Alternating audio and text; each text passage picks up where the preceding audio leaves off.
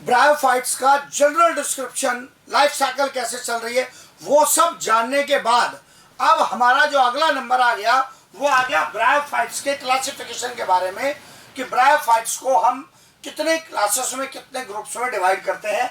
ये 3 मुख्य क्लासेस हैं जहां आप ब्रायोफाइट्स को डिवाइड करते हैं, जिसके रूप में इनके नाम पहले तो याद करने हैं, पूरे डिटेल भी इनका आएगा। हिपैटिकोप्सिडा, हाँ नाम थोड़े आपको अलग अलग दिखेंगे, नए नाम दिखेंगे।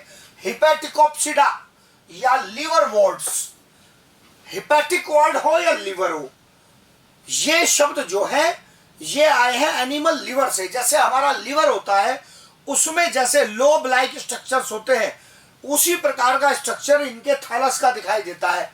तो इनको टेक्निकली भी क्या नाम दिया गया, हिपैटिकोप्सिडा, और कॉमन नेम भी क्या कहलाते हैं, लिवर वॉर्ड्स। दोनों शब्द एनसीईआरटी उपयोग करता है। तो ये एक पहली क्लास आ गई, सबसे ये लोअर ब्रायोफाइट्स है। उससे थोड़े एडवांस एंथोसिरोटोप्सिडा, इनके स्पोरोफाइट में और थोड़ा सा आपको अंतर मिलेगा। एंथोसिरोटोप्सिडा या कहलाते हैं क्या, हॉर्न वॉर्ड्स।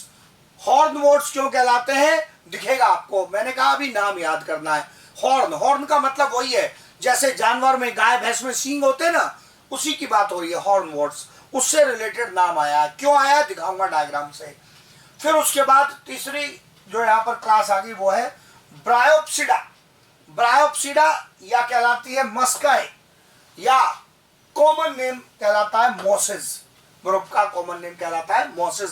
इस ग्रुप के प्लांट्स जो है वो मॉस के नाम से जाने जाते हैं, MOSS मॉस, और उसको ही प्लूरल में क्या लिख रहे हैं आप, मोसिस लिख रहे हैं। कंफ्यूज नहीं हो रहा है, मोसिस जब बोलूंगा तो ये वाले मोसिस की बात कर रहा हूं, मौसी की बात नहीं हो रही है, सही पहचानना है। कहीं बीच में सोचे पढ़ाते पढ़ाते कि सर ने बीच में मौसी कहां से आ गई है, मोसिस की बात हो रही है। मतलब ये ब्रायोप्सिडा के मेंबर्स है, ये जो या मस्काई कहलाते हैं या मोसिस कहलाते हैं, ब्रायोप्सिडा के मेंबर्स हैं। क्या इनके बारे में डिटेल है, तीनों क्लास की डिटेल एक एक करके हमारे सामने डिस्कशन में आएगी।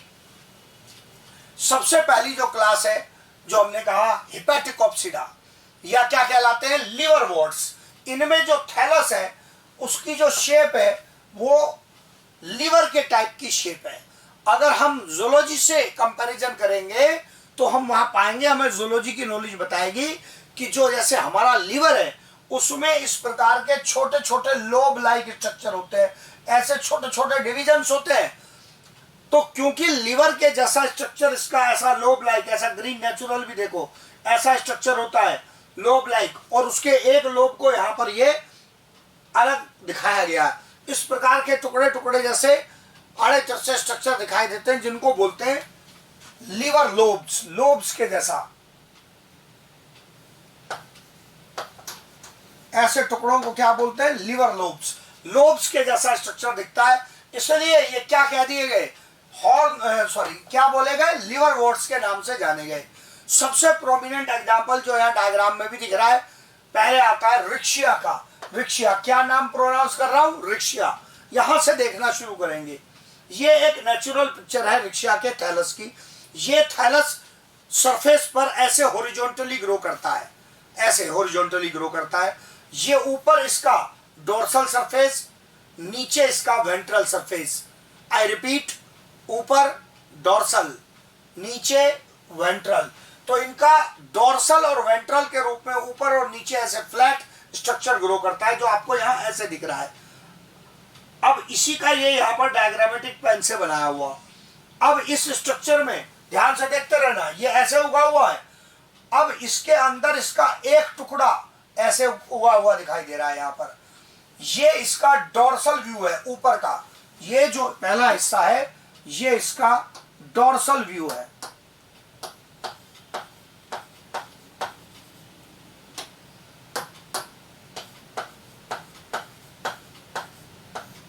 ये इसकी ऊपरी सतह है, जबकि ये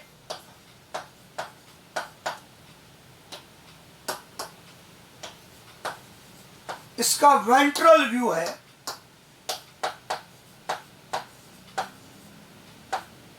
इसका निचला सरफेस है। मैं क्लियर करूंगा, पूरा ध्यान से देखेंगे। ये थैलस उग रहा है, ये डोर्सल, और इसको अगर ऐसे पलट दूं, हाथ पे ध्यान देना, अगर इसको ये डोर्सल को ऐसे पलट दूं तो ये वेंट्रल, ये साइड दिखी डोर्सल, और ऐसे भी दिखाई ये डोर्सल, लेकिन अगर ऐसे पलट दिया तो वेंट्रल। क्यों दोनों साइड दिखाई जा रही हैं? जब ये मिट्टी के ऊपर उग रहा है तो ये जो ऊपरी सतह है इस पर तो आपको वहां पर रूट हेयर जैसे स्ट्रक्चर नहीं दिखेंगे, पलट के देखेंगे तो नीचे रूट हेयर जैसे स्ट्रक्चर दिखेंगे। वो क्या कहलाते हैं? राइजोइड्स। राइजोइड पहले भी नाम आया, ध्यान से पहचानना, क्या कहला रहे हैं? राइजोइड्स। ये नीचे धागे जैसे स्ट्रक्चर होते हैं जो मिट्टी में इसको जोड़कर रखते हैं, स्टैब्लिश करते हैं, वेंट्रल सरफेस पर दिखते हैं। इनका काम ही है मिट्टी से वाटर मिनरल एब्जॉर्ब करना, जैसे रूट्स करती हैं, पर ये एक्चुअल रूट्स नहीं है। पहले भी कह चुका हूं, ब्रायोफाइट में राइजोइड्स प्रेजेंट है, यस। एक्चुअल रूट है, नो। रूट के रूप में व्यवहार कौन कर रहे हैं? राइजोइड्स। फिर एक्स्ट्रा पॉइंट आ गया स्केल्स का। एनसीईआरटी तो नहीं देता स्केल के बारे में, पर आपको कुछ क्वेश्चन मिलेंगे। साइड में थैलस स्ट्रक्चर के, इस थैलस बॉडी के साइड में आपको ये छोटे छोटे स्ट्रक्चर्स देखने के लिए मिलेंगे, ये कहलाते हैं स्केल्स। इनका काम है एटमॉस्फेयर से, सॉइल से मॉइस्चर अपटेक करना, ताकि थैलस को की जो कंडीशन है वो मॉइस्ट रहे। रूट की तरह नहीं कर रहे हैं, बस उसका मॉइस्चर मेंटेन करने का काम कर रहे हैं, पूरा वाटर सप्लाई करना इनका काम नहीं है।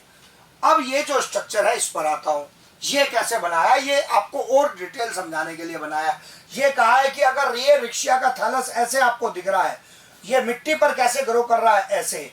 अब अगर आप इसको ट्रांसवर्स सेक्शन कट करके देखेंगे, यूं कट किया, आधा हिस्सा काट के अंदर से देखेंगे कि अंदर क्या क्या ग्रो कर रहा है। ऊपर का ग्रीन पार्ट में छोटे छोटे फिलामेंट जैसे स्ट्रक्चर होते हैं, साइड में स्केल्स, नीचे राइजोइड्स, नीचे राइजोइड, नीचे की ओर राइजोइड। नया पॉइंट क्या दिखाना चाह रहा हूं जो इन स्ट्रक्चर में दिखेगा नहीं, रिक्शिया के एक थैलस में ही female sex organ, male sex organ. अब तो आपको यहाँ पर ये इनके जो निशान है वो पूरे समझ में आने चाहिए। ये फ्लास्क जैसा स्ट्रक्चर था क्या? फीमेल सेक्स ऑर्गन का, आर्किगोनियम का। और ये इस प्रकार का इलोंगेटेड स्ट्रक्चर किसका था? एंथ्रीडियम का, मेल सेक्स ऑर्गन का। मतलब ये पॉइंट मेरे आगे काम आएगा कि रिक्शिया के एक थैलस में ही आर्किगोनियम और एंथ्रीडियम दोनों प्रेजेंट है, जो मेल और जो फीमेल और मेल गैमेट बनाने का काम करेंगे। इस थैलस को नीचे कौन स्टैब्लिश कर रहे हैं? राइजोइड्स। राइजोइड्स इनको नीचे स्टैब्लिश कर रहे हैं, सॉइल में जोड़ रहे हैं। पूरे स्लाइड को ध्यान से देख लेंगे, कनेक्टिविटी पूरी बनाई है मैंने, तब अगले पर जाऊंगा। इतने ये नाम लिया एनसीईआरटी ने केवल रिक्शिया का, इसमें से किसी की शक्ल नहीं दिखाई है, पूरा एक्सप्लेन किया मैंने कि किस प्रकार से आपको इसको समझना है।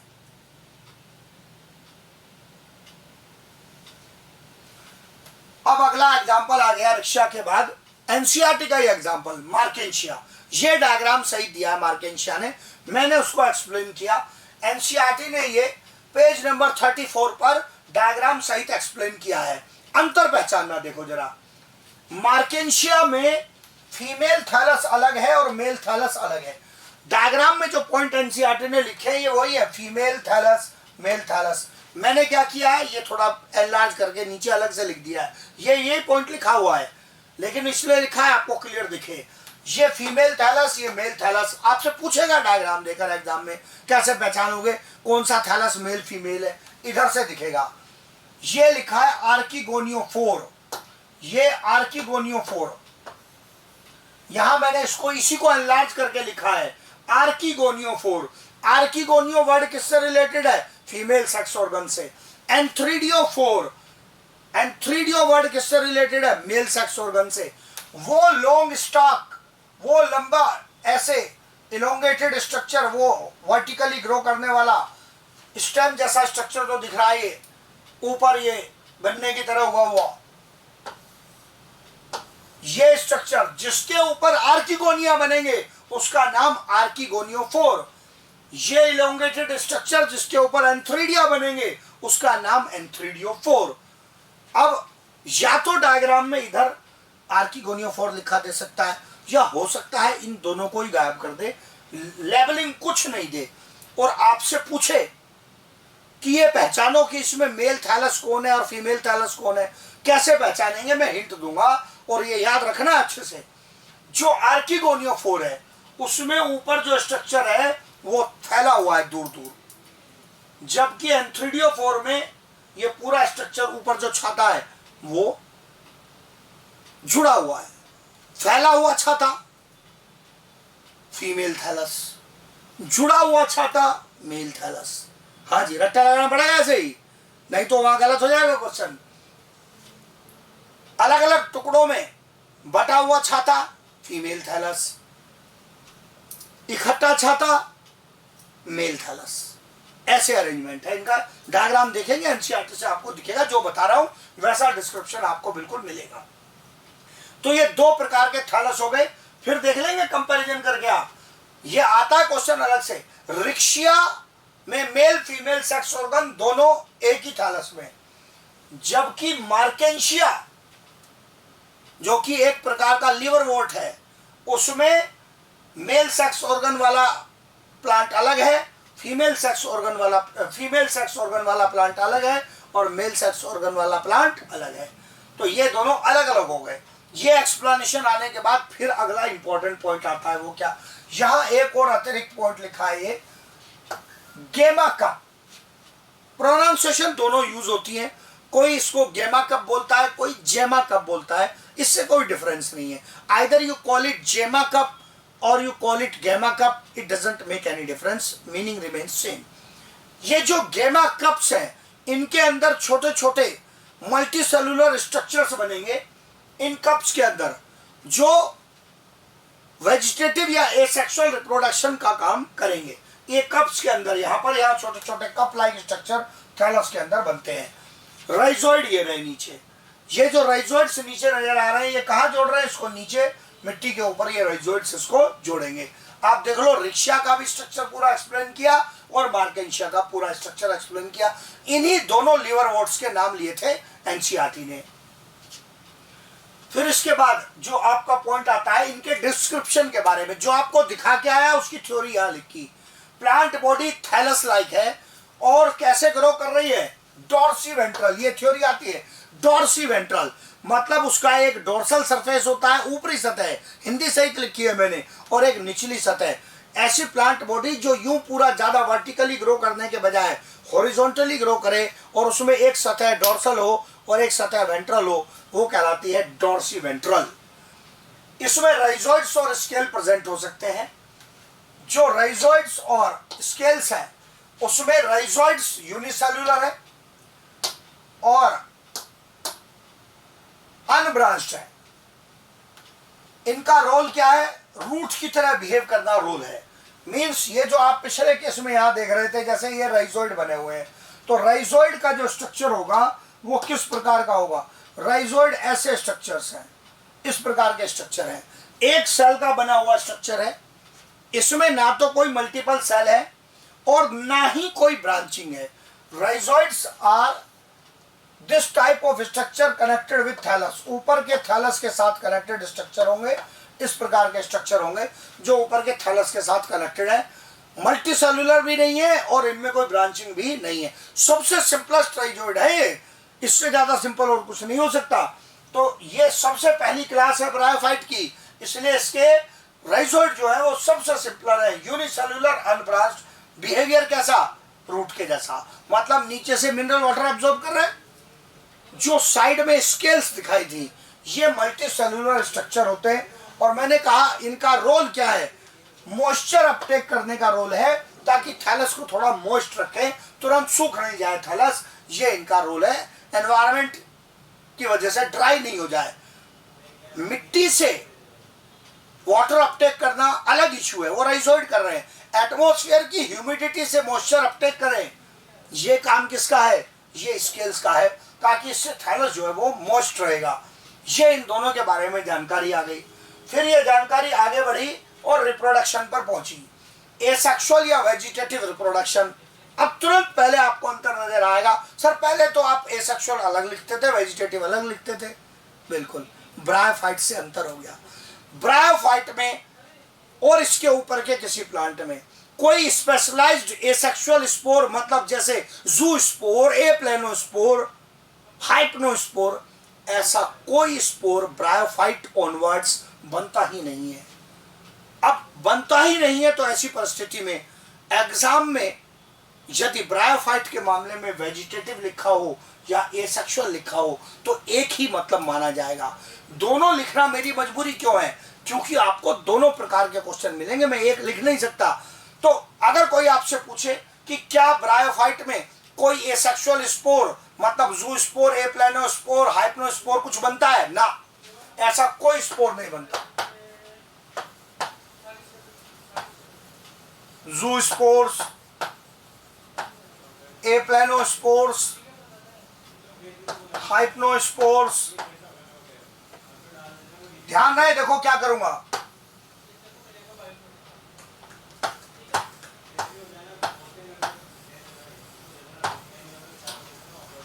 ऐसा कुछ बनता ही नहीं है। ब्रायोफाइट्स और इसके ऊपर के किसी प्लांट में इनमें से इस प्रकार का कोई स्ट्रक्चर बनता ही नहीं है। इसका मतलब कोई स्पेशलाइज्ड एसेक्सुअल स्पोर बनते ही नहीं है। तो अगर कोई क्वेश्चन एसेक्सुअल शब्द भी लिखेगा तो कहां जाना है आपको? वास्तव में वेजिटेटिव पे ही जाना है। क्या तरीके हो सकते हैं? या तो थैलस का फ्रेगमेंटेशन हो गया, इससे बन जाएगा, या फिर एक नाम मैंने ये तो सब के लिए, सब ब्रायोफाइट के लिए कॉमन है जी, ये फ्रेगमेंटेशन ऑल ब्रायोफाइट्स में पॉसिबल है। या फिर स्पेशलाइज्ड स्ट्रक्चर्स गैमी, क्या कहलाते हैं? गैमी। ये जो गैमी स्ट्रक्चर्स हैं ये कहां बन रहे हैं? ये बन रहे हैं इन गैमी कप्स के अंदर। गैमी कप्स के अंदर गैमी नामक स्ट्रक्चर बनेंगे और उन कप के अंदर बनने के बाद ये वहां से रिलीज हो जाएंगे। जब ये बनते हैं तो ये ग्रीन होते हैं, मल्टी सेलुलर होते हैं, एसेक्सुअल बर्ड लाइक स्ट्रक्चर होते हैं जो गैमी कप के अंदर बनते हैं। गैमी कप अगर इस प्रकार के स्ट्रक्चर हैं और इस कप के अंदर एक multi cellular bird like structure बना, जब वो मैच्योर हो जाएगा तो इस कप में बरसात वगैरह का पानी भरेगा और पानी के साथ वो जो गैमी है वो गैमी इस कप से बाहर निकलकर पानी के साथ दूसरी जगह कहीं चला जाएगा और वो गैमी मल्टी सेलुलर गैमी नए थैलस का निर्माण करेगा, नए थैलस को फॉर्म करेगा। तो ये इस प्रकार से इनका एसेक्सुअल या वेजिटेटिव रिप्रोडक्शन चलाने का काम कर रहे हैं। ये गैमी वाला पॉइंट किस पर एप्लीकेबल है? मार्केंशिया पर। किस पर एप्लीकेबल है? यहाँ पर ये मार्केंशिया की मेन प्रॉपर्टी है। आप देख रहे हैं यहाँ पर कप, गैमी कप किसके अंदर दिख रहे हैं आपको? कप के अंदर जो गैमी बनते हैं वो किस में बनते हैं? मार्केंशिया के केस में बनते हैं। ये यहाँ पर गैमी कप का स्ट्रक्चर आपको दिख रहा है। ये इसका एसेक्सुअल रिप्रोडक्शन का केस आ गया। फिर पॉइंट आता है during sexual reproduction male and female sex organs are produced either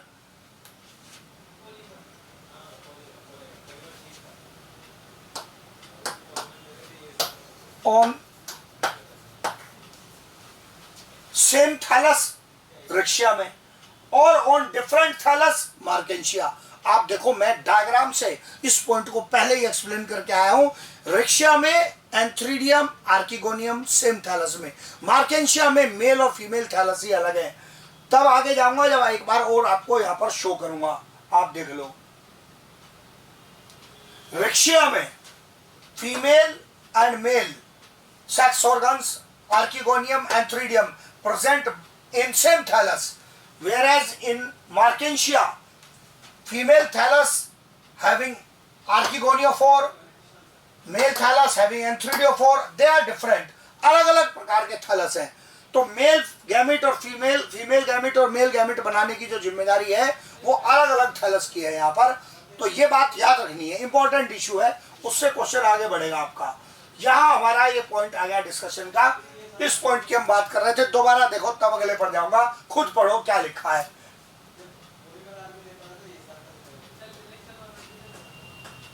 यही समझाया अभी डायग्राम पर। अब ये सेक्स ऑर्गन बन गए रिक्शिया में भी, मार्केंशिया में भी। आगे क्या रोल आएगा? इनका गैमिट फर्टिलाइजेशन हो जाएगा। गैमिट का फर्टिलाइजेशन हो जाने के बाद क्या हुआ? स्पोरोफाइट बन गया। आप याद करो कि जाइगोट बन गया, एम्ब्रियो बन गया, उसके ग्रोथ से क्या बन गया? स्पोरोफाइट। स्पोरोफाइट का फॉर्मेशन हो गया। और ये स्पोरोफाइट किसके ऊपर बनता हुआ दिखाया था? डायग्राम सहित बताया था, गैमेटोफाइट के ऊपर। गैमेटोफाइट के ऊपर बनता है और कंप्लीटली डिपेंडेंट है किसके ऊपर? गैमेटोफाइट के ऊपर। ये स्पोरोफाइट डिपेंडेंट है कंप्लीटली। क्रिटिकल वर्ड है कंप्लीटली।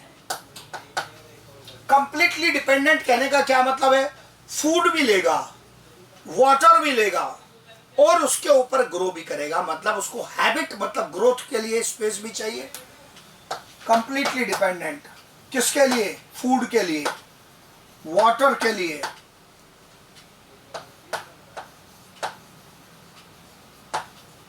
ग्रोथ स्पेस के लिए। भोजन भी कहां से चाहिए? गैमेटोफाइट से। वाटर भी कहां से चाहिए? गैमेटोफाइट से। ग्रोथ करने के लिए मिट्टी में उग जाएगा या गैमेटोफाइट के ऊपर उगेगा? गैमेटोफाइट के ऊपर उगेगा। और स्पोरोफाइट में डायग्राम सहित बताया था 3 कंपोनेंट हो सकते हैं, फुट, सेटा एंड कैप्सूल। फुट, सेटा एंड कैप्सूल 3 प्रकार के कंपोनेंट हो सकते हैं। पर फिर क्वेश्चन एक्सेप्शन पर पहुंचेगा। रिक्शिया में फुट, सेटा होते ही नहीं है। रिक्शिया ये सबसे सिंपलेस्ट स्पोरोफाइट का रखने वाला ब्रायोफाइट है। Sporophyte has capsule only. इसके अंदर रिक्शिया के जो स्पोरोफाइट है उसमें नीचे के 2 भाग गायब है, फुट और सेटा नहीं है। थैलस के अंदर, यहीं पर थैलस के अंदर ही कैप्सूल का फॉर्मेशन होगा। ये सिंपलेस्ट स्पोरोफाइट रखता है रिक्शिया। देखना बोर्ड पर क्या क्या इंफॉर्मेशन लिखी है। ब्रायोफाइट्स के अंदर जब मेल गैमिट बना, फीमेल गैमिट बना, फर्टिलाइजेशन हुआ, स्पोरोफाइट बन गया। डायग्राम लेता हूं रिक्शिया का, वहीं समझाता हूं, आप देखो, अप्लाई करना खुद। ये आ गया रिक्शिया का डायग्राम, ये रहा। Female gametophyte, female sex organ, male sex organ. Male sex organ का काम क्या है? मेल गैमिट बनाओ। मेल गैमिट बना दिए, वो वाटर के थ्रू आए और यहां आ गए आर्किगोनियम में, इसका फर्टिलाइजेशन कर दिया। फर्टिलाइजेशन होने के बाद कह रहा है यहां पर स्पोरोफाइट बनेगा, लेकिन स्पोरोफाइट ग्रो करके बाहर नहीं जाएगा। उसमें फुट सेटा नहीं है कि कैप्सूल को बाहर भेज देगा ना, फुट सेटा है ही नहीं। तो जहां आर्किगोनियम है बिल्कुल यहीं, इसी के स्थान पर कैप्सूल बन जाएगा। बाहर ग्रो करके कुछ नहीं जाएगा क्योंकि फुट और सेटा नहीं है। इसी के ऊपर, इसी थैलस के अंदर धसा हुआ कैप्सूल बन जाएगा। और वो प्रॉपर्टी किसकी? रिक्शिया की। यहां पर कैप्सूल का फॉर्मेशन हो जाएगा। फर्टिलाइजेशन के बाद जब कैप्सूल बन गया तो कैप्सूल में बनेंगे स्पोर्स। कैसे बनेंगे स्पोर्स? अपनी पुरानी कहानी थी। स्पोर मदर सेल में मियोसिस हुआ था और स्पोर मदर सेल के मियोसिस से स्पोर मदर सेल डिप्लॉयड थे कैप्सूल के अंदर। इसमें क्या हुआ था? मियोसिस। और मियोसिस से क्या बन गए थे? हैप्लॉइड स्पोर्स का फॉर्मेशन हुआ था। हर एक स्पोर मदर सेल से 4 हैप्लॉइड स्पोर्स का फॉर्मेशन आपको होता हुआ नजर आएगा। तो ये यहां पर जो केस है, ये हैप्लॉइड स्पोर्स बन गए।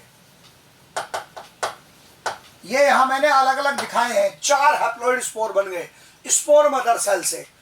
अब यहां ये कैप्सूल स्ट्रक्चर है जो रिक्शिया में गैमेटोफाइट के अंदर ही धसा रहता है। थ्योरेटिकल पॉइंट सब लिखते हैं, बिना डायग्राम के कुछ पल्ले नहीं पड़ेगा। लोग लिखते हैं कि कैप्सूल के अंदर स्पोर टेट्राड, मैंने ऊपर बनाया, देखेंगे। एक स्पोर मदर सेल के मियोसिस से 4 हैप्लॉइड स्पोर, इन 4 हैप्लॉइड स्पोर का एक ग्रुप बनेगा, वो एक साथ ही रहेगा। वो 4 स्पोर का ग्रुप एक साथ रहेगा तो यही क्या कहलाता है? स्पोर टेट्राड कहलाता है। टेट्राड मतलब ग्रुप ऑफ 4, टेट्राड मतलब ग्रुप ऑफ 4। 4 स्पोर्स का ग्रुप एक साथ है, ये 4 स्पोर्स है तो ये टेट्राड कहलाता है। ये कैप्सूल की बाहर की वॉल है। अब एक क्वेश्चन जो आपको थ्योरी में नहीं दिखेगा, लेकिन अगर कोई बढ़िया क्वेश्चन बनाने वाला होगा तो वो एक क्वेश्चन आपके कवरेज से बाहर ले जा सकता है। आपसे पूछ सकता है कि ये स्पोर मदर सेल कहां से आए थे कैप्सूल में? कैप्सूल की इनर वॉल जो कहलाती है एंडोथीशियम, जो मैंने इस डायग्राम में अलग से नहीं बनाई, नाम याद करना पड़ेगा क्योंकि बनाऊंगा तो और ज्यादा कॉम्प्लेक्स हो जाएगा। ये जो स्पोर मदर सेल है ये आए हैं एंडोथीशियम लेयर से। कैप्सूल की लेयर होती है अंदर की, मतलब इसकी बाहर की वॉल को छोड़कर अंदर एक और लेयर होती है जो कहलाती है एंडो। एंडो का मतलब ही होता है इनर, एंडोथीशियम लेयर।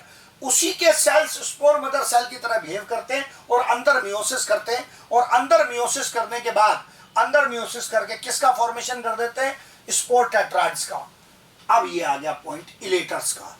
इलेटर्स ऐसे मल्टीसेल्यूलर धागे जैसे स्ट्रक्चर होते हैं, इनमें आपसे बिल्कुल स्ट्रेट क्वेश्चन मिलेंगे। इनमें होती है हाइग्रोस्कोपिक प्रॉपर्टी। हाइग्रोस्कोपिक कहने का मतलब है ये मॉइस्चर अपटेक करके फैल सकते हैं। फैलेंगे तो कैप्सूल पर दबाव डालेंगे, उसको ये क्रैक कर देंगे, कैप्सूल फट सकता है, जिससे स्पोर डिस्पर्सल में सहायता मिलेगी। यही सवाल बनता है इनके बारे में कि इलेटर्स का क्या रोल है। ये लिखा हेल्प इन स्पोर डिस्पर्सल, लेकिन बैकग्राउंड कहानी भी लिखी है। They are hygroscopic, moisture uptake करने की एबिलिटी है। Uptake moisture and expand, moisture uptake करके एक्सपेंड करेंगे और इस अपनी इसी प्रॉपर्टी के कारण ये स्पोर डिस्पर्सल में सहायता करेंगे। क्या क्या पॉइंट है इस स्लाइड के, टेक्निकल पॉइंट्स है, ध्यान से देखेंगे। कैप्सूल कहां बना? गैमेटोफाइट के अंदर, जहां आर्किगोनियम था वहीं बन गया कैप्सूल। कैप्सूल बनने के बाद कैप्सूल में एक इनर लेयर जिसका नाम एंडोथीशियम, इसके सेल्स ने डिवीजन किया। ये सेल क्या कहला रहे हैं? Spore mother cell. कैसा डिवीजन किया? मियोसिस। मियोटिक डिवीजन से क्या बन गए? Haploid spore. सब स्पोर अलग अलग हो गए ना, चार चार स्पोर के ग्रुप बने हुए एक साथ है, वो क्या कहलाते हैं? Spore tetrad. क्या कुछ अन्य स्ट्रक्चर भी कैप्सूल के अंदर बने? यस, धागे जैसे स्ट्रक्चर बने, वो क्या कहलाते हैं? इलेटर्स। इनमें क्या प्रॉपर्टी होती है? हाइग्रोस्कोपिक है। मॉइस्चर अपटेक करेंगे, एक्सपेंड करेंगे, फैलाव करेंगे, कैप्सूल पर दबाव बनाएंगे, जिससे कि स्पोर डिस्पर्सल में सहायता मिलेगी। ये आगे रिक्शा के पूरे इसके कैप्सूल से रिलेटेड पॉइंट यहां पर। फिर इसके बाद अगली क्लास आ गई हमारे डिस्कशन में। वो अगली क्लास है यहां पर एंथोसिरोटॉप्सिडा। हाँ जी, नाम देखना पहले, एंथोसिरोटॉप्सिडा या क्या कहलाते हैं? हॉर्नवॉर्ट्स। इनमें बहुत कम इंफॉर्मेशन की जरूरत पड़ती है, ज्यादा बड़े सवाल हॉर्नवॉर्ट्स में नहीं बनते। क्या बेसिक प्रॉपर्टीज है जो आपको याद करनी है वो एक्सप्लेन करता हूं। प्लांट बॉडी, वही बेसिक पॉइंट, थैलस लाइक। कब से कहता आ रहा हूं थैलस? जिसमें वेल डिफरेंशिएटेड रूट्स, स्टेम और लीव्स ना हो, उसी को क्या कहते हैं? थैलस लाइक प्लांट बॉडी कहते हैं। राइजोइड है, बिल्कुल है। कैसे? Unicellular unbranched. अभी जस्ट पहले एक्सप्लेन किया, इसलिए दोबारा डायग्राम भी नहीं बनाया, कोई रिक्वायरमेंट नहीं है। यूनिसेल्युलर अनब्रांच्ड राइजोइड, इसके थैलस को मिट्टी से कनेक्ट करेंगे। क्या नहीं है? स्केल्स नहीं है, इसमें स्केल्स एब्सेंट है। Sporophyte is divided into foot and capsule. Be very careful. क्या गायब है? सेटा गायब है। लंबी ग्रोथ तो होगी पर वो कैप्सूल की होगी, सेटा नहीं है। Sporophyte is divided into foot and capsule. इसमें फुट एंड कैप्सूल वाले पार्ट है। ये जो स्पोरोफाइट होता है ये इनिशियली ग्रीन एंड फोटोसिंथेटिक होता है, और इसलिए ये पार्शियली डिपेंडेंट है गैमेटोफाइट के ऊपर। पार्शियली क्यों?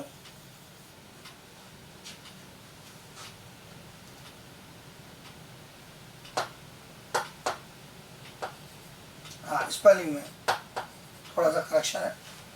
पार्शियली क्यों? भोजन खुद बना लिया उसने, फोटोसिंथेटिक है।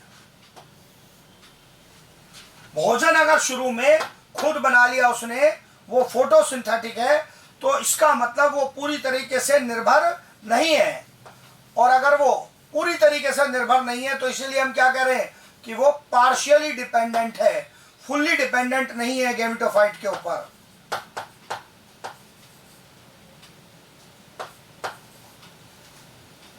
वो पार्शियली डिपेंडेंट है गैमेटोफाइट के ऊपर। यहां पर जब हम कहते हैं कि पार्शियली डिपेंडेंट है गैमेटोफाइट के ऊपर, तो इसका मीनिंग पहचानना है कि मीनिंग क्या बनता है। हम कहना चाह रहे हैं कि पार्शियली डिपेंडेंट होने का अर्थ है भोजन नहीं लिया पर अभी भी क्या लिया? पानी लिया, और उसके ऊपर ग्रो भी किया, शेल्टर लेना ना एक प्रकार से। तो ये पार्शियली डिपेंडेंट है किसके ऊपर? गैमेटोफाइट के ऊपर पार्शियली डिपेंडेंट है। अंतर पहचानना है, दो बड़े अंतर आ गए, सेटा नहीं है। और डिपेंडेंस कैसी है? कंप्लीट या पार्शियल? पार्शियल। पार्शियल कैसे हुई? क्योंकि खुद क्या है? फोटोसिंथेटिक है, खुद वो फोटोसिंथेटिक है। अब इसी का डिस्क्रिप्शन आगे बढ़ा, यहां ध्यान से देखेंगे। इस पॉइंट को, ये अंतर अभी जिस पर मैं इतना दबाव दे रहा था, इसके कैप्सूल में अंदर स्पोर मदर सेल बनेंगे, और स्पोर मदर सेल कौन सी लेयर से बनेंगे? एम्फीथीशियम। मैंने कहा था पीछे भी, यहां भी कहूंगा, ये एक्स्ट्रा क्वेश्चन है जो आपके लेवल से या 11th क्लास के लेवल से थोड़ा आगे है, बट बहुत बढ़िया कोई सवाल कई बार, क्योंकि हमें कवर तो करना पड़ेगा। आप अच्छा क्वेश्चन करोगे तो फिर उस दिन क्वेश्चन रुकेगा, तो यहाँ वो कवर तो करना पड़ेगा। शुरू में आपको लगेगा कि ये पॉइंट एनसीईआरटी ने नहीं दिया है। एम्फीथीशियम कैप्सूल की एक लेयर का नाम है। सबसे अंदर की लेयर एंडोथीशियम। एंडोथीशियम से स्पोर मदर सेल किसने बनाए थे? पीछे लिवरवॉर्ट ने। उसके बाहर की लेयर एम्फीथीशियम। एम्फीथीशियम से स्पोर कौन बनाएगा? स्पोर मदर सेल बनाएगा, और उसी से स्पोर बनाएगा कौन? हॉर्नवोर्ट्स। हॉर्नवोर्ट्स या एंथोसिरोटोप्सिडा के मेंबर्स बनाएंगे। दोबारा कैप्सूल के डायग्राम की जरूरत नहीं है, बेसिक आइडिया वही रहेगा। Capsule grows rapidly to form animal horn like structure. ये देखेंगे जरा, ये नीचे मिट्टी के ऊपर थैलस ग्रो कर रहा है, किसी हॉर्न वोल्ट का ये थैलस ग्रो कर रहा है, और उसके ऊपर जब फर्टिलाइजेशन हो गया, स्पोरोफाइट बन गया। स्पोरोफाइट बनने के बाद अब उसमें जो कैप्सूल बन रहे हैं, ये देखना कैप्सूल है, ये कैप्सूल ग्रो कर रहे हैं, जो ग्रीन दिख रहे हैं। आपको दो जानकारी मिलेंगी, एक तो ये ग्रीन है, मतलब खुद फोटोसिंथेसिस कर रहे हैं, तो डिपेंडेंस कैसी? पार्शियल, पूरी तरह से गैमेटोफाइट के ऊपर निर्भर नहीं है। और ये जो स्ट्रक्चर आपको देख रहे हैं, इसकी जानकारी चाहिए आपको कि ये है क्या। ये कैप्सूल है। ये कैप्सूल किसी गाय भैंस के सींग की तरह ग्रो करता है ऐसे ऊपर की ओर, तो इनका नाम क्या रख दिया? इनका नाम रख दिया हॉर्नवोर्ट्स।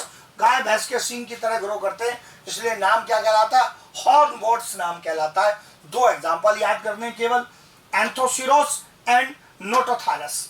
एंथोसिरोस तो नाम से क्लियर हो रहा है, एंथोसिरोटोप्सिडा, एंथोसिरोस। और एक और एक्स्ट्रा एग्जांपल है जिसकी बहुत कम ही जरूरत पड़ने की जरूरत है, नोटोथाइलस की, वरना तो एंथोसिरोस से ही आपकी गाड़ी चल जाएगी। इसका मतलब आप नोटिस करेंगे कि एंथोसिरोटोप्सिडा में जो इन्फॉर्मेशन है वो बहुत कम जरूरी है, इसलिए इन्फॉर्मेशन दी भी उतनी है जितने की जरूरत है।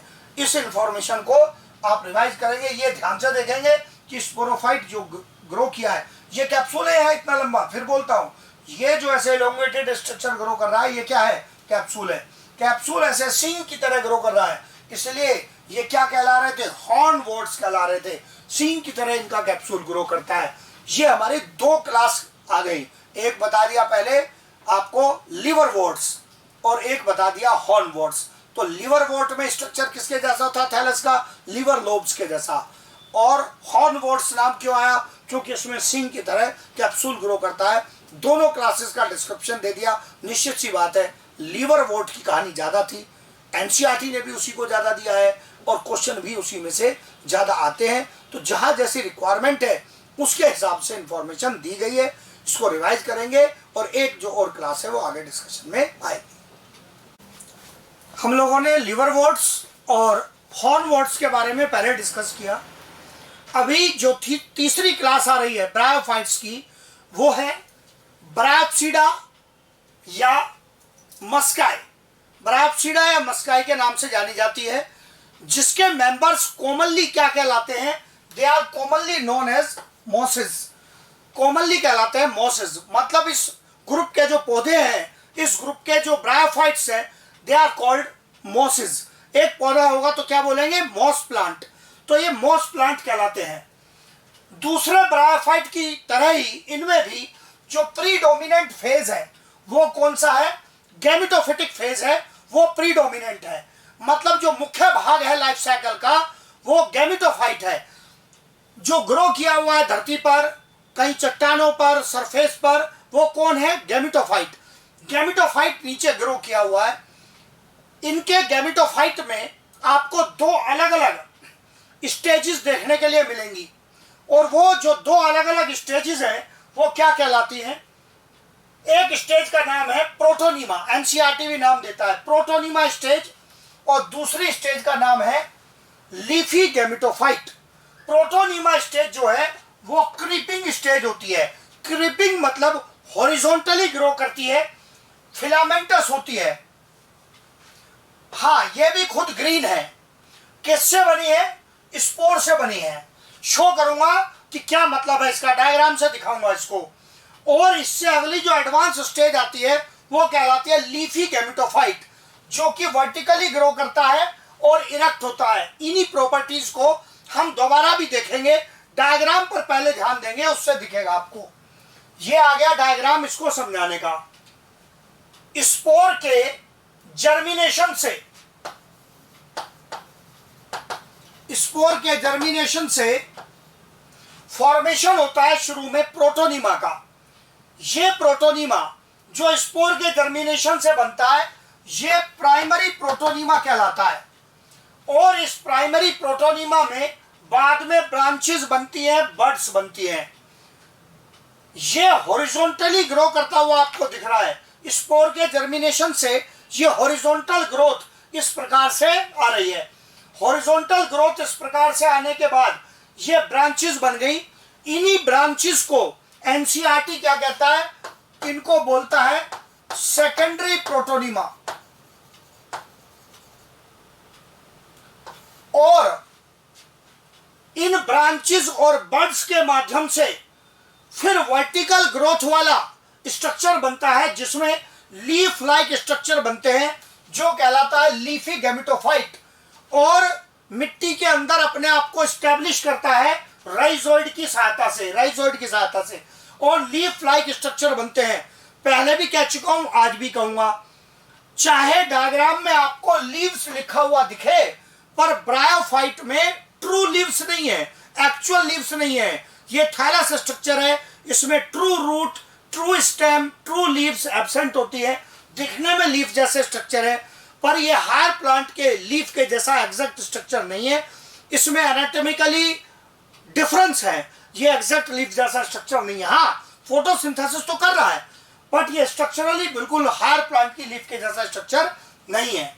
ये इसका मैच्योर स्टेज आ गया गैमेटोफाइट का, जिसमें आप देख रहे हैं लीफ लाइक स्ट्रक्चर है। ये इस प्लांट का एक्सिस है जो स्टेम की तरह बिहेव कर रहा है, और रूट की तरह बिहेव करने वाले क्या है?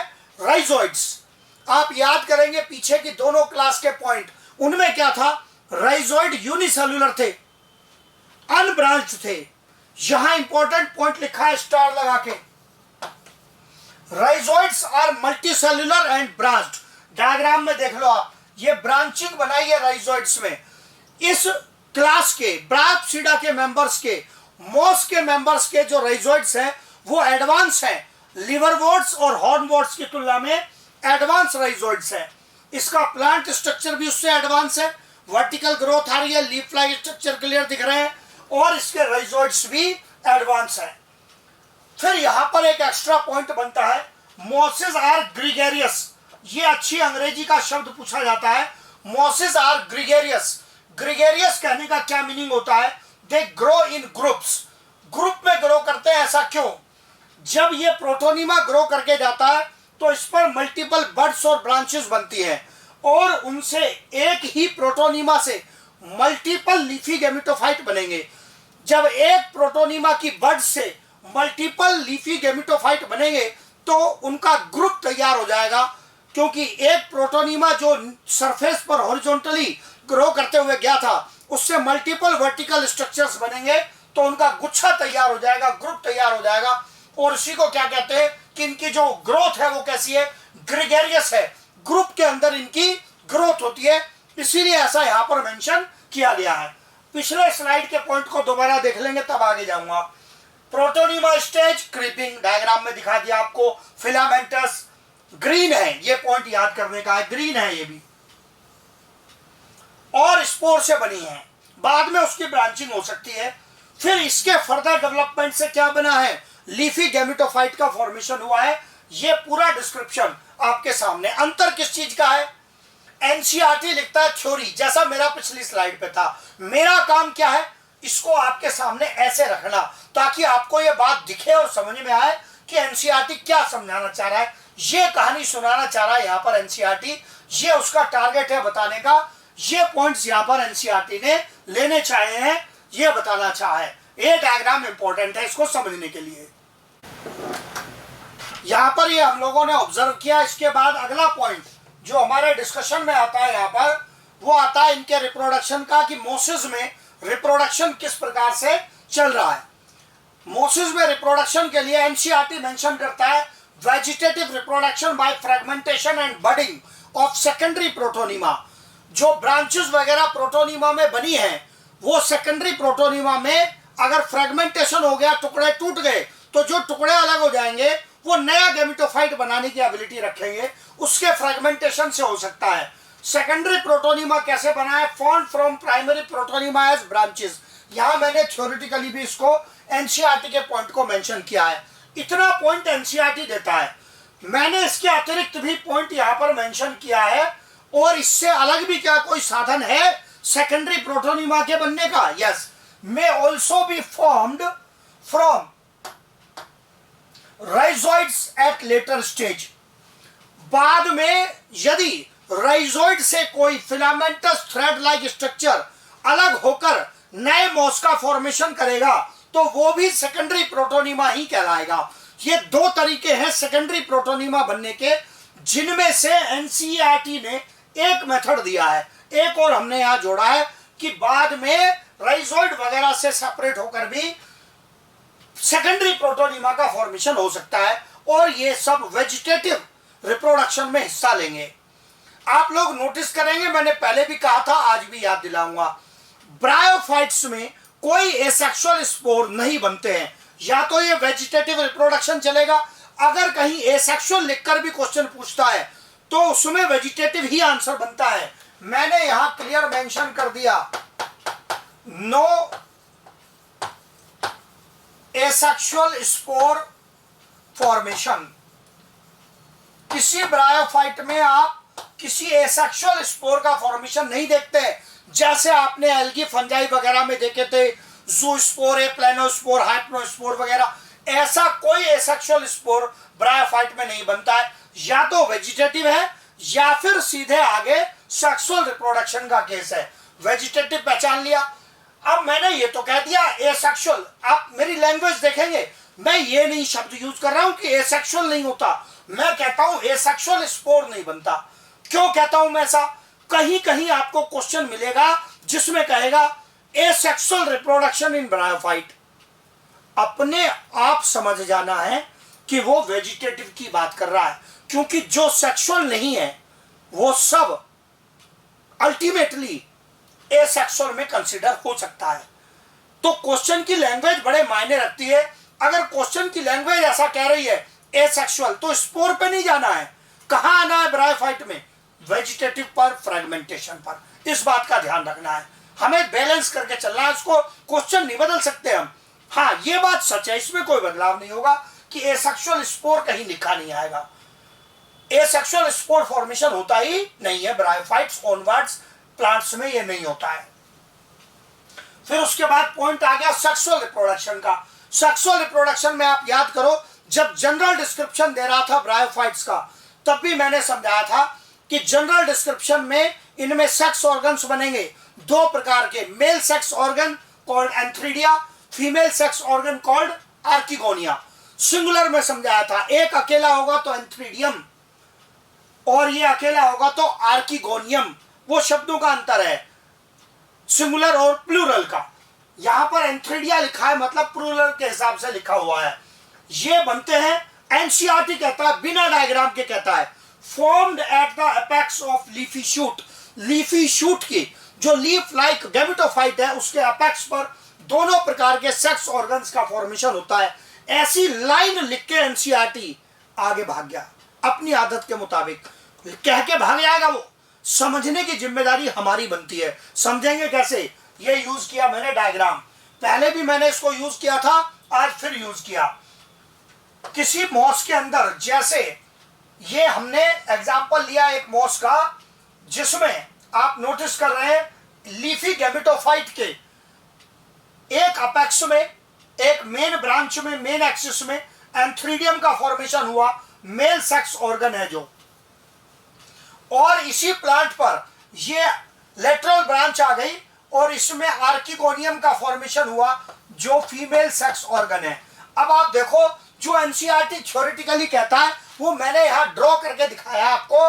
एनसीईआरटी कहता है कि एंथ्रीडियम आर्किगोनियम जो सेक्स ऑर्गन्स है वो लीफी गैमेटोफाइट के एपेक्स पर बनेंगे, बना के दिखाए एपेक्स पर। अब जैसे मैं बोलता हूं ना एनसीईआरटी कहता है, तो उसका मीनिंग पहचाना करो। आप साथ में एनसीईआरटी रखेंगे, बराबर पढ़ते रहेंगे तो आपको दिखेगा तुरंत कि ये थ्योरी एनसीईआरटी ने लिखी हुई है। अब इनमें गैमेट बन गए, एंथ्रीडियम की जिम्मेदारी क्या बनाने की? मेल गैमेट बनाने की। क्या कहलाते हैं? एंथ्रोजॉइड। आर्किगोनियम की जिम्मेदारी क्या बनाने की? Female gamete. क्या कहलाता है? एग। ये रहा अंदर इसके एग प्रेजेंट है। फर्टिलाइजेशन हो गया, पहले समझाया, किसकी प्रेजेंस में? वाटर। क्या बन जाएगा यहां एग के फर्टिलाइजेशन से? जाइगोट। जाइगोट से क्या बनेगा? एम्ब्रियो। और एम्ब्रियो ग्रो करके क्या बनाएगा? स्पोरोफाइट बनाएगा। जहां आर्किगोनियम था वहीं से ग्रोथ होकर क्या बन जाएगी? एम्ब्रियो से स्पोरोफाइट। 3 हिस्से बताए थे स्पोरोफाइट में। फुट, सेटा, कैप्सूल। फिर से दिखाऊंगा आज। पिछली थ्योरी जरा देख लो आप, ये जो यहाँ थ्योरेटिकल पॉइंट लिखा था, क्या ये बात अब दिमाग में बैठी है clearly? Sex organs, antheridia and archegonia formed at the apex of leafy shoot. इसके बाद क्या होगा? फर्टिलाइजेशन। अभी डायग्राम से दिखाया। क्या बनेगा? Zygote. Male gamete haploid, female gamete जो आर्किगोनिया में बनेगा हैप्लॉइड। फर्टिलाइजेशन से जाइगोट बन गया। क्या लिखा है? 2n diploid. किसके अंदर बना? क्लियर लिखा है आर्किगोनियम के अंदर बनेगा। एग कहां था? आर्किगोनियम के अंदर। तो जाइगोट भी कहां बनेगा? आर्किगोनियम के अंदर बनेगा। यह बन गया। अब जाइगोट में डिवीजन होंगे, यहां माइटोसिस चलेगा और माइटोसिस के माध्यम से मल्टीपल सेल्स का क्या बनेगा? एम्ब्रियो। और एम्ब्रियो फर्दर ग्रो करेगा क्या बनाने के लिए? स्पोरोफाइट। एम्ब्रियो ग्रो करेगा स्पोरोफाइट बनाने के लिए। यही स्टोरी यहां दिख रही है। Sex organs formed, sex organ के अंदर gametes formed, fertilization occurred, zygote formed here, divided by mitosis to form embryo and embryo further grows to form sporophyte। यही आर्किगोनिया के स्थान पर स्पोरोफाइट बनाता हुआ चला गया। 3 हिस्से बताए थे, फुट, सेटा, कैप्सूल। जो इसका बेस होता है ये क्या कहलाता है? फुट। ये हिस्सा क्या कहलाता है? सेटा। और ये ऊपर वाला हिस्सा क्या है? कैप्सूल है, जिसके अंदर होंगे स्पोर मदर सेल। पहले भी समझा चुका हूं, ये पुराना ही डायग्राम है अपना। स्पोर मदर सेल, इनमें मियोसिस से क्या बनेंगे? हैप्लॉइड स्पोर्स कैप्सूल के अंदर, और रिलीज होके जर्मिनेशन होके नया गैमेटोफाइट बना देंगे। ऐसे ही बार बार प्रोसेस चलेगा। अब यहां पर इसके स्पोरोफाइट के बारे में और डिस्कशन आता है। अब एनसीईआरटी कहता है कि मोस का जो स्पोरोफाइट होता है वो मोर डेवलप्ड होता है। किसकी तुलना में? Sporophyte of liverworts. बिल्कुल सच्ची बात है। रिक्शिया के स्पोरोफाइट में आपने केवल क्या देखा था? कैप्सूल। तो यहां तो 3 हिस्से हैं, फुट, सेटा, कैप्सूल। जबकि वहां केवल क्या देखा था रिक्शिया में? केवल कैप्सूल।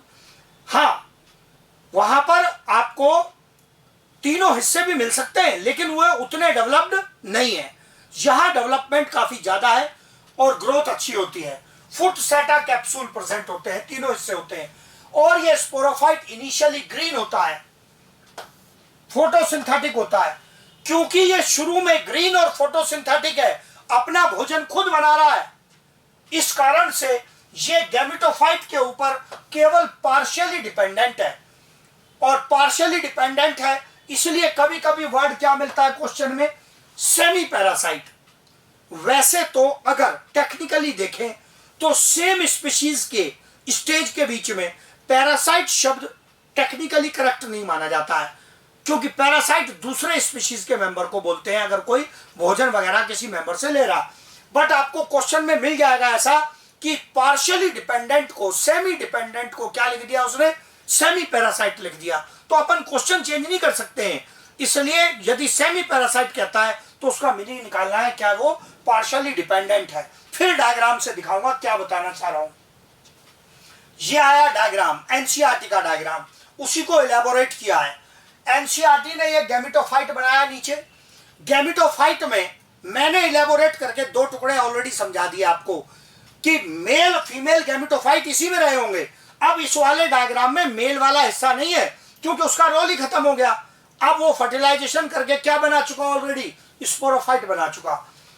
ये गैमेटोफाइट नीचे, और इस गैमेटोफाइट के ऊपर क्या बन चुका है, अब ये स्पोरोफाइट बन चुका है। स्पोरोफाइट में 3 हिस्से, जहां से ये नीचे अटैच्ड है, ये हिस्सा क्या कहलाएगा, फुट। ये इसकी लॉन्ग सिलेंडर वर्टिकल ग्रोथ क्या कहलाएगी, सेटा। और ये ऊपर टॉप पर क्या है, कैप्सूल प्रेजेंट है। तो 3 हिस्से हैं स्पोरोफाइट में, फुट, सेटा, कैप्सूल। यही एनसीईआरटी ने थ्योरी में लिखा है, देख लो। ये एनसीईआरटी कहता है कि स्पोरोफाइट में 3 हिस्से, फुट, सेटा, कैप्सूल। यही यहां डायग्राम में दिखा है, फुट, सेटा, कैप्सूल स्पोरोफाइट के हिस्से। जब ये स्पोरोफाइट ग्रो किया यहां से, जहां पहले आर्किगोनिया था वहां से ग्रो करके गया है, और यहां से ग्रो करके फॉर्मेशन हो गया स्पोरोफाइट का। ये स्पोरोफाइट शुरू में ग्रीन होता है, खुद अपना भोजन बनाता है, इसलिए हमने कहा कि इसकी गैमेटोफाइट के ऊपर निर्भरता पूरी नहीं है, आधी है। आधी मतलब वाटर किससे ले रहा है, गैमेटोफाइट से। मिनरल किससे ले रहा है, गैमेटोफाइट से। निर्भरता तो है, डिपेंडेंस है, बिल्कुल है, लेकिन अपना भोजन शुरू में खुद बनाया है। और भोजन बनाने के बावजूद भी लेकिन इसका सॉइल से कोई अटैचमेंट नहीं है। Sporophyte has no attachment with soil. Soil के साथ अटैचमेंट नहीं है। किस पर जुड़ा हुआ है, गैमेटोफाइट के ऊपर। गैमेटोफाइट के राइजोइड उसको सॉइल में स्टैब्लिश करते हैं। गैमेटोफाइट डोमिनेंट फेज होता है, और ये लगातार ग्रीन और फोटोसिंथेटिक बना रहता है जब तक सरवाइव करता है। तो ये किसी के ऊपर निर्भर नहीं है। इसकी जिम्मेदारी है सेक्स ऑर्गन्स बनाओ, एंथ्रीडिया बनाओ, आर्किगोनिया बनाओ, फर्टिलाइजेशन करो, और क्या बनाओ, स्पोरोफाइट। तुरंत सवाल आ गया फिर, तो स्पोरोफाइट की क्या जिम्मेदारी है। स्पोरोफाइट की जिम्मेदारी है कैप्सूल में स्पोर मदर सेल्स बनेंगे, और स्पोर मदर सेल के मियोसिस से क्या बनेंगे, स्पोर्स। ये रहा आपके सामने। कैप्सूल में क्या बनेंगे, स्पोर मदर सेल, और स्पोर मदर सेल के मियोसिस से क्या बनेंगे, हैप्लॉइड स्पोर्स, जो जर्मिनेट करके नए गैमेटोफाइट का फॉर्मेशन करेंगे। हाँ, ये पहले ही समझा दिया कि स्पोर जर्मिनेशन डायरेक्ट या इनडायरेक्ट। इनडायरेक्ट। पहले क्या बनाया था, प्रोटोनीमा, और प्रोटोनीमा से लीफी गैमेटोफाइट। सही कनेक्शन चलाना है, पूरी बात बताई है। तो इस प्रकार से यहां पर यह पूरा प्रोसेस चलेगा, इसके फॉर्मेशन और जर्मिनेशन का। अब यहां पर एनसीईआरटी फिर क्या कहता है, कैप्सूल के अंदर मैंने कहा स्पोर मदर सेल, कैसे, 2n, अभी दिखा के आया हूं। उसमें क्या हुआ, मियोसिस। मियोसिस से क्या बन गए, हैप्लॉइड स्पोर। अब हैप्लॉइड स्पोर वहां से रिलीज कैसे हुए, इसके बारे में एनसीईआरटी एक लाइन लिखता है। एनसीईआरटी लिखता है, mosses have elaborate mechanism of spore dispersal. ये इंपॉर्टेंट लाइन है, और इसको लिख के एनसीईआरटी फिर से भाग गया। मैकेनिज्म नहीं बताया, बहुत नालायक है। मतलब हर जगह पतंगा लगा के भाग जाता है। एक पॉइंट लिखा, बिना एक्सप्लेन करे भाग गया। अब क्योंकि आधा तो लिख ही दिया ना, तो सिलेबस में तो आ ही गया ना। तो जब वो कहता है elaborate mechanism of spore dispersal, तो हमारी जिम्मेदारी बन गई, ये कौन सा इलैबोरेट मैकेनिज्म है जिसकी बात कर रहा है एनसीईआरटी। मैंने दिया एग्जांपल, पेरिस्टोमियल टीथ होते हैं इनके कैप्सूल में। पेरिस्टोमियल टीथ स्पोर डिस्पर्सल में हेल्प करते हैं। ये हाइग्रोस्कोपिक होते हैं। हाइग्रोस्कोपिक कहने का मतलब होता है जो एटमॉस्फेयर से मॉइस्चर अपटेक करे, मॉइस्चर अपटेक करे, उसको बोलते हैं हाइग्रोस्कोपिक। और मैंने इसको समझाने के लिए कैप्सूल का एक बड़ा डायग्राम भी यहां पर लिया है। ये आ गया कैप्सूल का बड़ा डायग्राम।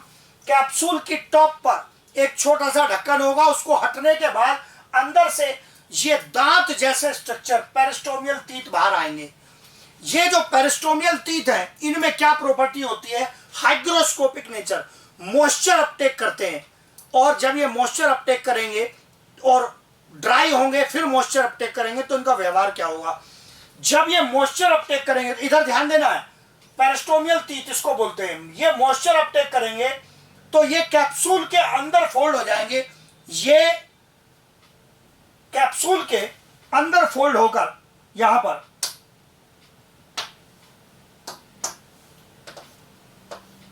कैप्सूल के अंदर फोल्ड हो जाएंगे।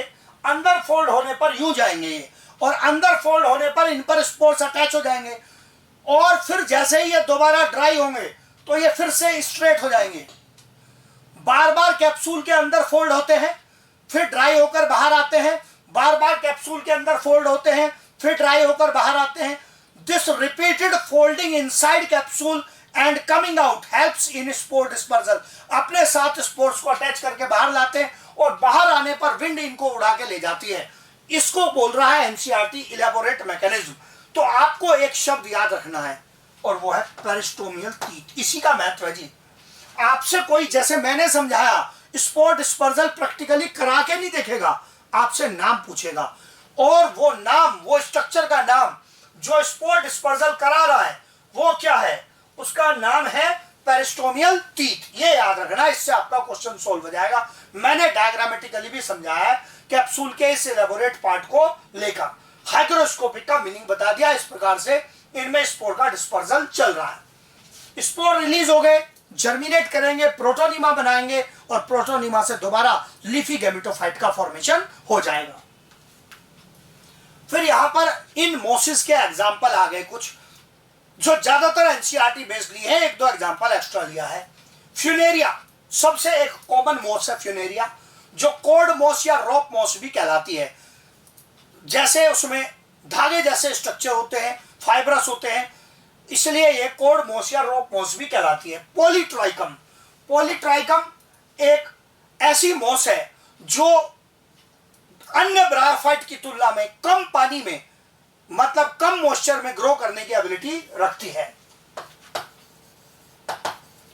Ability to grow in low moisture. इस पॉइंट की वैल्यू क्यों है? इस पॉइंट की वैल्यू इसलिए है क्योंकि ज्यादातर bryophyte they grow in high moisture areas. इसलिए आपसे उल्टा पूछ सकता है कि क्या कोई ब्रायोफाइट बताएंगे आप ऐसा जो पुअर मॉइस्चर में भी ग्रो करने की एबिलिटी रखता है? पॉलीट्राइकम। हाँ, इसका मैं ये नहीं कह रहा हूं कि बिल्कुल जीरो फिटिक में ग्रो कर जाएगा, पानी के बिना लाइफ साइकिल चल जाएगी, ऐसा नहीं कहा है मैंने। अन्य ब्रायोफाइट की तुलना में कम पानी चाहिए, पर चाहिए। इसमें भी जो फर्टिलाइजेशन है that occurs in presence of water, पर इतना कम पानी चाहिए कि जो ओस का पानी होता है, ड्यू का पानी होता है, वो भी पर्याप्त होता है। फिर डाउसोनिया पर क्वेश्चन बनता है, जो टॉलेस्ट ब्रायोफाइट है, अराउंड 45 सेंटीमीटर। अब जैसे ही कहा 45 सेंटीमीटर, ये लिखते ही आपको पता चलेगा कि यहां पर जो सबसे बड़ा ब्रायोफाइट है 45 सेंटीमीटर का, लगभग 1.5 फीट का। इसका मतलब यह हुआ कि 1.5 फीट का ब्रायोफाइट सबसे बड़ा होता है, इससे बड़ा ब्रायोफाइट नहीं है। मतलब अन्य मोसिस बहुत छोटे हैं। ये जो मॉस वाले प्लांट होते हैं, इनकी जो ऊंचाई है वो बहुत कम है। टॉलेस्ट की ऊंचाई ही कितनी है? 45 सेंटीमीटर है। फिर इसके बाद एग्जाम्पल आता है स्वेगनम का। एनसीईआरटी ने भी एग्जाम्पल लिया है, और इसमें कई सारे एक्सप्लेनेशंस भी हैं। स्वेगनम में क्वेश्चंस बनते हैं। ये कहलाता है बोग मॉस। सब पर क्वेश्चन बन सकते हैं, इस पर मल्टीपल क्वेश्चन बन सकते हैं। बोग मॉस क्यों कहलाता है? Grows on acidic bog. Bog शब्द का क्या अर्थ है? ऐसा मिट्टी की सतह जहां पर एरिया सॉफ्ट हो, उसको बोलते हैं bog. Soft and wet area जो होता है, जहां पर सरफेस हार्ड नहीं होता है, बहुत सॉफ्ट मिट्टी होती है, उसको बोलते हैं बॉग। और एसिडिक वर्ड एक्स्ट्रा आ गया, खाली बॉग भी लिख सकता है। ये ऐसे क्षेत्र में उगती है जहां पर जो सरफेस है वो बहुत सॉफ्ट है, इसलिए इसको क्या बोल दिया है? Bog moss. ये एक कारपेट या टर्फ मॉस भी कहलाती है। ये ऐसे क्षेत्र के ऊपर ग्रो करके एक परत बनाती है कारपेट जैसी, इसलिए इसको कारपेट या टर्फ मॉस भी कहते हैं। फिर शब्द आ गया एनसीईआरटी का यूज किया हुआ, पीट मॉस। ये ऑक्सीजन डेफिशिएंट एरियाज में जहां इसकी अगर ग्रोथ हो रही है, जो ऐसे थोड़े सॉफ्ट एरिया होते हैं, थोड़े दलदल टाइप भी हो सकते हैं, उनमें ऑक्सीजन की अक्सर कमी हो जाती है। खूब सारी स्फैग्नम ग्रो करते करते ओल्ड स्फैग्नम इकट्ठी हो जाएगी। जब ओल्ड स्फैग्नम इकट्ठी हो जाएगी तो क्या होगा? प्लांट की डेथ हो जाएगी, डिकम्पोजिशन होगा। लेकिन ऑक्सीजन की कमी में डिकम्पोजिशन का रेट भी बहुत स्लो होता है। और इससे ओल्ड प्लांट पार्ट का डेड मटेरियल का ऑर्गेनिक मैटर इकट्ठा हो जाएगा और यही कहलाता है पीट। यही कहलाता है पीट, बहुत इंपॉर्टेंट वर्ड है। Grows in oxygen deficient bog, slow decomposition under such condition. जहां ऑक्सीजन की कमी है वहां डिकम्पोजिशन स्लो होता है एंड दस स्फैग्नम फॉर्म्स पीट। ये इंपॉर्टेंट वर्ड। स्फैग्नम किसका फॉर्मेशन कर रहा है? पीट का। अब पीट का मतलब deposit of dead plant. Dead plants के डिपॉजिट अगर इकट्ठे हो जाएं जो पूरी तरह से गले सड़े ना हो, कुछ आंशिक रूप से उनमें गलन सड़न हुई हो, वो कहलाते हैं पीट। और इनका फ्यूल के रूप में, ईंधन के रूप में उपयोग किया जा सकता है पीट को। फिर और एक्स्ट्रा पॉइंट इधर जो लिखा मैंने सेपरेट कलर से, ये भी पॉइंट एनसीईआरटी ने लिया है जब एनसीईआरटी ब्रायोफाइट्स की इकोनॉमिक इंपॉर्टेंस के बारे में बात कर रहा है। स्फैग्नम में गुड वाटर एब्जॉर्बिंग एबिलिटी होती है जिसके कारण ये पैकिंग मटेरियल में यूज होता है, जैसे स्टेम कटिंग। स्टेम कटिंग मेरा लिया हुआ एग्जांपल है। एनसीईआरटी क्या कहता है इसको? एनसीईआरटी कहता है कि स्फैग्नम में जिसमें गुड वाटर एब्जॉर्बिंग एबिलिटी होती है, ये लिविंग मटेरियल की पैकिंग में यूज होता है। जब हम कहते हैं लिविंग मटेरियल तो कोई अब हम इसमें हाथी चीता थोड़ी बंद कर रहे हैं। लिविंग मटेरियल का मतलब है किसी प्लांट में स्टेम की आपने कटिंग बनाई, कलम बनाई और आप उसको नर्सरी में दूसरी जगह ट्रांसफर कर रहे हैं, तो आप लोगों ने कई बार देखा होगा नर्सरी में कुछ गीली गीली घास जैसे स्ट्रक्चर के अंदर कलम को रैप करके रखते हैं, लपेट के रखते हैं। वो क्या है? वो स्फैग्नम है जिसमें गुड वाटर एब्जॉर्बिंग एबिलिटी है। इसके कारण क्या होता है, अंदर जो स्टेम कटिंग है, स्टेम की बनी हुई कलम है, या इवन दूसरा प्लांट है रूट सहित हो, जो इसका मॉइस्चर है वो उस प्लांट को, उसकी रूट को, उसकी कटिंग को ये प्रोटेक्ट करने का काम करता है और इसलिए ये इस पर्पस के लिए उपयोग की जाती है स्फैग्नम। आप नोटिस करेंगे स्फैग्नम के बारे में कई सारी इंफॉर्मेशन आई है जहां जितनी जरूरत है। पिछले एग्जांपल्स में रिक्वायरमेंट कम थी, इंफॉर्मेशन कम थी, यहां रिक्वायरमेंट ज्यादा थी, इंफॉर्मेशन ज्यादा दी। फिर पॉइंट आ गया, नोट लिया यहां पर एनसीईआरटी के पॉइंट से रिलेटेड ही। ब्रायोफाइट्स, एनसीईआरटी की language exact, bryophytes have little economic importance. मतलब ब्रायोफाइट्स की इकोनॉमिक इंपॉर्टेंस बहुत कम है। Like providing food for some animals, कुछ एनिमल्स को भोजन वगैरह देते हैं, एंड फॉर्मिंग पीट, पीट अभी समझाया, जो डेड प्लांट मटेरियल डिपॉजिट होने से फ्यूल मटेरियल तैयार होता है, उसको क्या बोलते हैं आप? पीट। ये इनकी सीमित इकोनॉमिक इंपॉर्टेंस है, लेकिन इसका एक बड़ा महत्व भी है। लाइकेंस के साथ साथ जो मोसिस हैं वो चट्टानों के ऊपर, रॉक्स के ऊपर ग्रो करती है, सबसे पहले ग्रो करती है और एरिया को सूटेबल बनाती है दूसरे प्लांट्स की ग्रोथ के लिए। ये बड़ा इंपॉर्टेंट पॉइंट है जो 12th क्लास में भी आपके काम आता है। इसका मीनिंग क्या है? जैसे किसी एरिया में चट्टाने हैं, अब चट्टानों पर बड़े पेड़ सीधे तो उग नहीं सकते क्योंकि चट्टान पर सॉइल तो है नहीं है, तो चट्टान पर पहले वो छोटे पौधे उगेंगे जो बिना मिट्टी की परत के सक्सेसफुली उग सकते हो, वो पहले उगेंगे। अब वो पौधे कौन है? जो बहुत सिंपल होंगे। लाइकवाइज लाइकेंस एंड मोसिस ये ग्रो करेंगे और चट्टान के सरफेस को धीरे धीरे ये ऐसे केमिकल्स रिलीज करते हैं, सरफेस को तोड़ते हैं, डिकम्पोज करते हैं एक तरीके से, और वहां पर सॉइल की पतली परत तैयार करते हैं ताकि एरिया घास वगैरह के लिए तैयार हो जाए। फिर बार बार ऐसा ही होता है, डेथ डिकम्पोजिशन होते होते एरिया में सॉइल की थिकनेस बढ़ जाती है और एरिया उससे बड़े पौधों के लिए सूटेबल हो जाता है। शुरुआत कौन करता है? Lichens and mosses. चट्टानों के ऊपर उगने की शुरुआत क्या टॉल प्लांट कर सकते हैं? नहीं। आप बीज डाल भी देंगे, चट्टान के ऊपर रख भी देंगे, तो उसके ऊपर नीम पीपल का पेड़ थोड़ी उग जाएगा चट्टान पे। कौन उग सकते हैं? लाइकेंस और मोसिस उगने की एबिलिटी रखते हैं। तो ये एरिया में शुरुआत करते हैं पौधों के उगने की। चट्टानों के ऊपर पौधे उगाने की शुरुआत किसके द्वारा होती है? लाइकेंस और मोसिस के द्वारा होती है। ये बड़ा इंपॉर्टेंट पॉइंट है इनके बारे में। और फिर उसके बाद एक और पॉइंट जो अगेन एनसीईआरटी मेंशन करता है, जैसे हमने कहा भी, ये जो मोस होते हैं ये एक कारपेट लाइक परत बना देते हैं सॉइल के ऊपर, और जब ये कारपेट लाइक परत बना देंगे सॉइल के ऊपर तो इसके कारण अगर ऊपर से बरसात भी होगी तो मिट्टी का कटाव के चांस बहुत कम हो जाएंगे। यही पॉइंट लिखा है, mosses help to prevent soil erosion. मिट्टी के कटाव के चांसेस को बहुत कम करते हैं। किस लिए? ये बना रहे हैं, मैट बना रहे हैं, एक मैट ओवर सॉइल। ये ऊपर एक मैट जैसी, एक कारपेट जैसी परत बना देते हैं, जिससे कि ये मिट्टी के कटाव के जो चांसेस है उनको बहुत ही कम कर देते हैं। तो आपने नोटिस किया कि पूरी लाइफ साइकिल हम लोगों ने डिस्कस की, इंपॉर्टेंस उसकी जानी है, लेकिन ये एनसीईआरटी ने पहले ही कह दिया कि कोई एल्गी वगैरह की तरह, फंजाई की तरह इनकी उतनी बड़ी इकोनॉमिक इंपॉर्टेंस नहीं है। 2-3 मेन पॉइंट आए हैं। एक स्फैग्नम का पॉइंट आया, wrapping material for plant cuttings, other living material, growth of mosses with lichens over rocks, prevent soil erosion, ऐसे छोटे छोटे साधारण पॉइंट। और निश्चित सी बात है, पौधे हैं, फोटोसिंथेसिस कर रहे हैं, भोजन बना रहे हैं, तो कुछ एनिमल्स को भोजन वगैरह तो प्रोवाइड करेंगे ही। पूरी लाइफ साइकिल जनरल डिस्क्रिप्शन में डिस्कस कर दी। यहां ब्रायोफाइट्स के बाद के जनरल डिस्क्रिप्शन के बाद जब मोसिस का केस आया, ब्रायोप्सिडा का केस आया, उसमें इन पॉइंट्स को दोबारा ले दिया। ये पूरा क्लासिफिकेशन हो गया हमारा ब्रायोफाइट्स के बारे में, पूरा डिस्कशन, सारी क्लासेस बता दी, जनरल डिस्क्रिप्शन बना दिया। इसको अच्छे से रिवाइज करेंगे, एनसीईआरटी का एवरी पॉइंट डिस्कस कर दिया। और जैसे मैं हमेशा कहता हूं, उससे रिलेटेड अन्य पॉइंट भी जो हमारे एग्जाम के लिए आवश्यक है, सारे मैंने डिस्कस कर दिए। इसको आप कवर करेंगे, कोई क्वेश्चन आपका बचेगा नहीं। Revise it and I want 0 error.